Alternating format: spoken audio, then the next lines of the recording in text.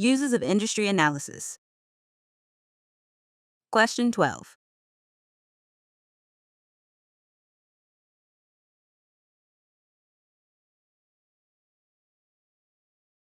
Correct answer, C.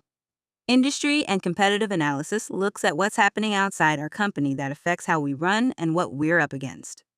Here's what it's all about: how the industry is set up, how the competition is playing out, what's going on in the bigger picture, macro factors, how we're positioned compared to our competitors.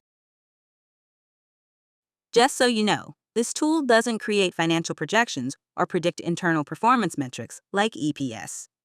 To forecast EPS, we need to make some assumptions about our revenues, margins, capital structure, how well our products are doing, and what our managers will do. These assumptions are different from what we see in the industry. To figure out the company's future earnings per share, we need to create projections that are specific to our company, like how much we expect to earn, what our costs will be, how profitable we'll be, and how our capital structure will look. EPS forecasting is part of company analysis. Forecasting. We only do it after we've gathered some insights about the industry and our competitors, so it's not part of industry and competitive analysis. A. Incorrect. Porter's 5 Forces analyzes industry structure and competitive pressures. B. Incorrect. PESTLE analysis examines external influences on industry growth and profitability. Industry and competitive analysis helps us understand the market and how our company stacks up against others. Company forecasting takes those insights and turns them into financial predictions, like what EPS might look like. Industry analysis looks at the big picture, while forecasting focuses on the numbers. If your task gives us a broad idea about the industry or how we compare to others, it's in industry and competitive analysis. If your task gives us a specific number for the company, like EPS, revenue, or free cash flow, it's in company forecasting.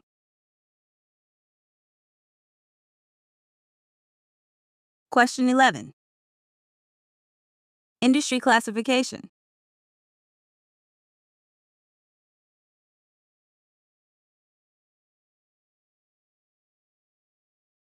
Correct answer, B. When creating a fund with a specific geographic focus, like the Eurozone, it's important to use clear, consistent, and easily checked criteria. This way, regulators, index providers, and investors can all agree on how the fund is classified. Knowing how much revenue comes from different regions is great for understanding risk and exposure, but it's not always the best way to officially classify the fund. Keep in mind that revenue can change a lot over time, especially with market changes or when new products are introduced. Just so you know, revenue exposure doesn't automatically mean a company is legally, regulated, or operationally connected to a particular area. Many companies actually make the most of their revenue in countries where they aren't officially based or listed. When it comes to grouping companies by geography, revenue composition isn't usually the main factor, even if analysts look at it individually. However, for official fund requirements and index guidelines, geographic classification is usually based on the company structure. When it comes to understanding the company's fundamentals and what makes it successful, revenue geography can be a big deal, but it's not a strict rule for grouping companies. A. Incorrect. Primary listing location indicates where company accesses capital and complies with financial regulations. C. Incorrect. Legal incorporation identifies company jurisdiction and aligns with regulatory practices.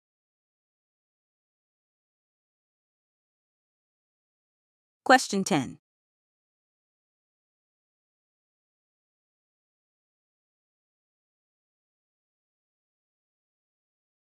Correct answer, B. Defensive companies thrive in industries where demand stays steady, no matter what the economy is doing. These companies offer essential products and services that people need, so their demand doesn't change much. Because customers need these items, revenue tends to be stable, even when people have less money to spend. Pharmaceutical companies are like the healthcare sector. They're usually a safe bet. People with ongoing health issues need their treatments, no matter if they're working or if the economy takes a dip. Patents give these companies the power to charge more and keep their money flowing. People need these treatments because they're essential, not just something they can choose to spend on. So this company doesn't really get shaken up by economic changes, which is why it fits the defensive category perfectly. A. Incorrect. High-cost home appliances are cyclical consumer durables, with demand influenced by economic conditions and housing activity. C. Incorrect. Luxury goods are highly discretionary and sensitive to economic downturns. Defensive. These are the everyday essentials like healthcare, utilities, and basic goods that people need. Cyclical. These are the things people want when they're doing well financially, like cars, appliances, and vacations. Luxury. These are the high-end items that people buy when they're feeling rich, showing the most cyclical demand. If a business relies more on essential needs, it's more defensive. If a business relies more on lifestyle choices, it's more cyclical.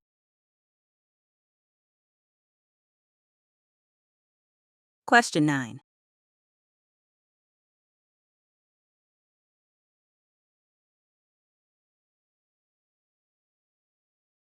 Correct answer, C. A company that makes heavy machinery for construction works in an industry that goes through cycles. The amount of heavy machinery a company buys depends on how much construction is happening and how much money they're spending on capital. These purchases are usually paid for with loans. When borrowing becomes more expensive, businesses tend to borrow less, which can lead to a decrease in financing demand. This is because higher interest rates increase the cost of financing, which in turn reduces the amount of capital companies are willing to spend on machinery. As the economy grows more slowly, GDP expands less. Construction projects decrease, sales drop, and earnings also take a hit. So, when rates rise and the economy slows down, it can really hurt the earnings of businesses that rely on cyclical sales. A. Incorrect. Pharmaceutical companies selling essential prescription drugs are defensive industries with stable earnings due to inelastic demand. B. Incorrect. Growth companies, particularly those with unique software offerings, are less impacted by economic cycles and more driven by product adoption and innovation. Companies that focus on defense. They're doing well because people need their products, and those products don't change much in price. Companies that go through cycles. Their earnings can swing a lot because they rely on spending that depends on what people want or need, like big investments. Companies that are growing. Their earnings come from new ideas, not just how the economy is doing, but their prices can change a lot depending on interest rates. People need these products, so they're always in demand. People spending on things they don't need can change a lot. When interest rates go up, companies that need a lot of money to grow can have a hard time.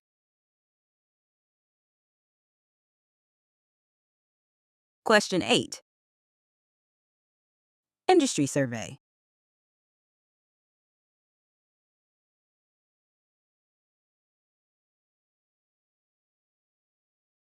Correct answer, A.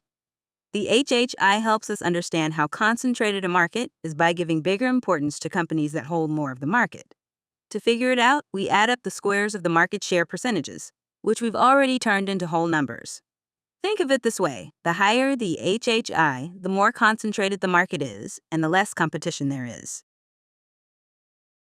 HHI equals 40 squared plus 30 squared plus 20 squared plus 10 squared equals 3,000. Usually, if an HHI is over 2,500, it means the market is pretty concentrated. With an HHI of 3,000, it seems like there's not much competition, and a few big companies are really in charge.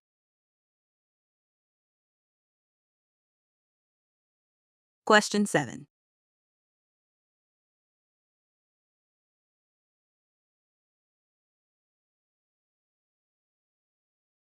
Correct answer, B. Usually, when there's not much competition, companies try really hard to grab as much market share as possible. But here's the thing. The situation we're talking about is the opposite: stable prices and not much discounting for a while. So, the right answer should point to things that make it hard for companies to compete directly on price, even if there are lots of them around.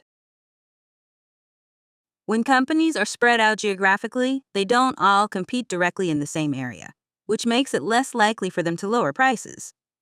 Also, offering customized services helps companies stand out. so customers have a harder time comparing prices alone.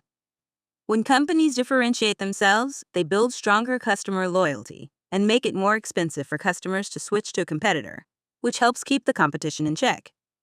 All these things contribute to why a divided industry can maintain stable prices. When a market is divided into smaller pieces, it often leads to stable prices. This is usually because of how businesses are grouped, some areas where they are the most popular, and how they offer unique products. It's not really because they're facing tough competition. When businesses are spread out geographically and offer products that are tailored to different needs, it helps to keep things from getting too competitive. A. Incorrect. Low barriers to entry and standardized offerings lead to aggressive competition and heavy discounting. C. Incorrect. Commoditized products and global reach intensify price rivalry, hindering long-term stable pricing.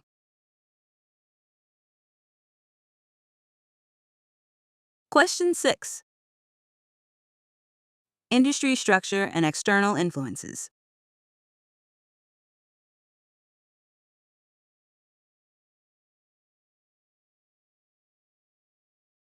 Correct answer, B. The likelihood of new companies joining an industry hinges on how accessible it is for them to get in. Government rules often act as a significant obstacle. As these rules become stricter, it becomes harder for new companies to enter, which lessens the chance of new players joining. For example, strict cybersecurity certifications can make getting into the cloud infrastructure market more expensive and complicated. To meet these requirements, companies need special tech skills, security watchdogs, dedicated compliance staff, and the ability to handle audits. Only companies that are already well-known and have a lot of money can really meet these rules. When it's harder to get in, it makes it less appealing and easier to start a business, which means there's less competition from new companies. In industries like finance and healthcare, where things are tightly controlled, getting certified helps protect the companies that are already there. These rules often give bigger companies an edge, while making it tough for smaller or newer companies to join the game. A. Incorrect. Increased regulation creates higher barriers, reducing the threat from new competitors. C. Incorrect. Certification requirements change entry conditions, impacting the threat of new entrants.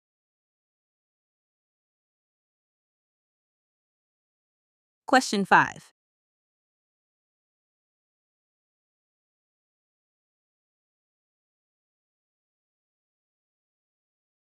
Correct answer, B.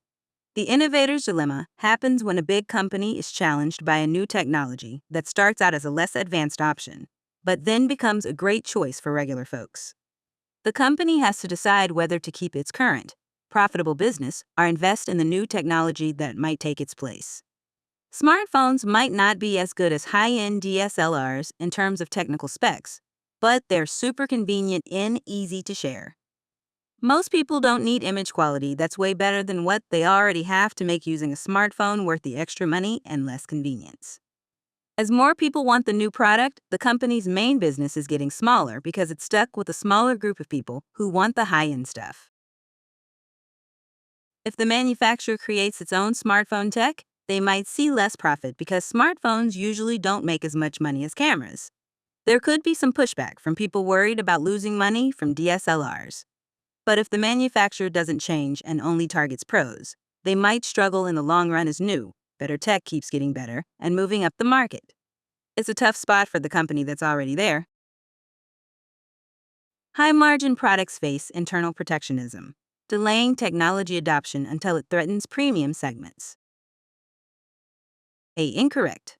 Sustaining innovation improves existing products for loyal users, like DSLR enhancements. The threat lies in adopting entirely different technology. C. Incorrect. Smartphones are disrupting the DSLR market by creating new value, not by differentiating existing products.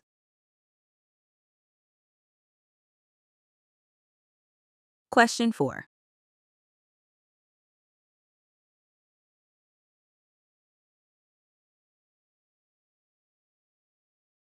Correct answer, A. This is a government look at data privacy laws and how to make technology companies follow stricter rules. The strategy team is thinking about how these changes might affect the market and what products they should focus on in the next few years. This is all about what's happening with policies and regulations, not just how well they're doing against other companies or what they've done in the past. Think about how things outside the company can change how fast an industry grows and how much it makes. This means looking at things like laws and rules. When courts or government folks change the rules, it can shake up how businesses work or what happens in the economy.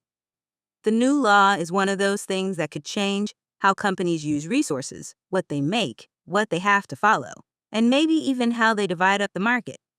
By looking at PESTLE, the company can see how these outside things might change how fast they grow, what it costs to run the business, and what they should do next year and the year after. Here's how this new rule might affect your business. You'll need to tweak your product features, like making sure your consent system is even better. If you can't access as much data because of consent, you might see a drop in revenue from data-driven sales. You'll probably need to spend more on making sure you're following all the rules. Smaller companies might find it harder to get in on the action. You could also use this to position yourself as a leader in privacy. Be incorrect.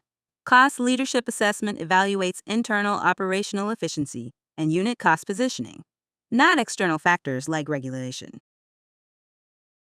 See incorrect.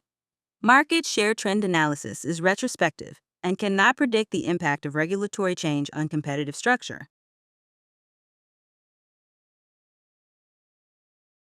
Question 3.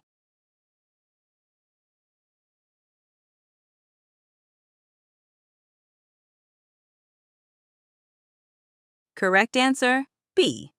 The portfolio manager is looking to cut back on investments in industries that are really affected by interest rates and how confident people feel about the economy. These industries are called cyclical because their earnings go up and down a lot depending on the economy. Automobiles are big, long-lasting items that people don't need to buy all the time. People can wait to buy them if things get tough. Most car purchases involve borrowing money. When interest rates go up, it costs more to borrow money, which can lead to fewer people buying new cars. This is because a higher interest rate means borrowing is more expensive. More expensive borrowing means fewer new car purchases. Also, when people aren't as confident, they tend to wait before buying things they don't need, which can lower demand and profits. So, car manufacturing is really sensitive to both interest rates and confidence, which makes it a risky area for managers to focus on. A. Incorrect. Waste management services are essential and revenue patterns are stable. C. Incorrect. Packaged foods are consumer staples with stable demand during recessions. Cyclical industries are volatile, while defensive industries are stable.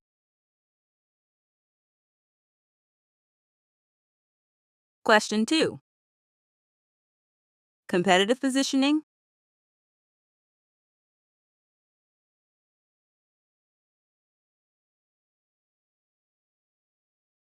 Correct answer, A. The retailer is known as a cost leader, which means they're really good at keeping their costs down compared to everyone else in the industry. Here's how they're doing it. They have centralized warehouses, which helps cut down on the total logistics cost per unit. By sourcing their own products, they can save money on procurement by skipping the extra costs of brand names. They're also working hard to get better deals with their suppliers, which helps them lower the cost of what they buy and get better terms for their purchases. To keep being a cost leader, they need to make sure all their big decisions help them keep costs down and make the most of their size. Smaller neighborhood spots tend to be pricier per unit because rent is higher compared to how much they sell. They don't sell as much, so their inventory turns over less. They need to ship more often and handle logistics in smaller pieces. This means they don't get the same savings from selling more, which makes running each store more expensive. Making things easier for customers is usually part of a special approach or focus, not just trying to be the cheapest. So doing this isn't the best way to keep being the lowest cost option. Be incorrect. Long-term supply contracts improve cost stability and lower price variability, strengthening purchasing advantage and reducing unit cost. See incorrect. Automation boosts productivity, reduces labor costs, and supports cost leadership.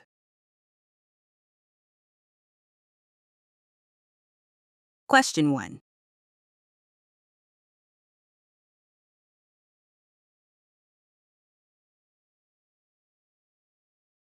Correct answer B. To stand out, a company needs to convince customers that their products offer something special, maybe unique features, top-notch quality, or amazing service. But here's the tricky part. As customers get smarter, they might not see the same value in those extra perks anymore, which could make them less willing to pay the extra. If that happens, the company might find it harder to charge more, which could hurt their competitive edge and profits. As customers become more savvy, they start to think about how much value they get versus how much they pay. They might find that the extra benefit they get from a premium feature or service isn't worth a higher price, especially if there are cheaper options available. If customers decide to cut back on the premium features or service they want, the company might not have a good reason to charge more. This really hits the nail on the head. The main problem with making things special is that if people don't see the value, it's hard to keep charging a premium price. A. Incorrect. Risk A. Loss of cost leadership due to technological change is irrelevant to the firm's differentiation strategy. C. Incorrect. Larger competitors competing on price is a general rivalry threat, not related to customer sophistication. The question is about the risk that comes when customers get smarter, and C doesn't really cover that point. Cost leadership risk is when technology changes make it harder for the company that's cheapest to stay that way. Differentiation risk is when customers change how they see you, which can affect how much you can charge. Focus strategy risk is when bigger companies come into your area and try to beat you at everything. To really shine, you need to keep being better and make your product seem like a great deal. Here's where things get tricky. If customers get more savvy, if cool features become the norm everywhere, if people aren't getting much extra out of fancy features anymore, if it's easier to switch to another product. As customers get more familiar with your stuff, product categories might start to look more like everyday items.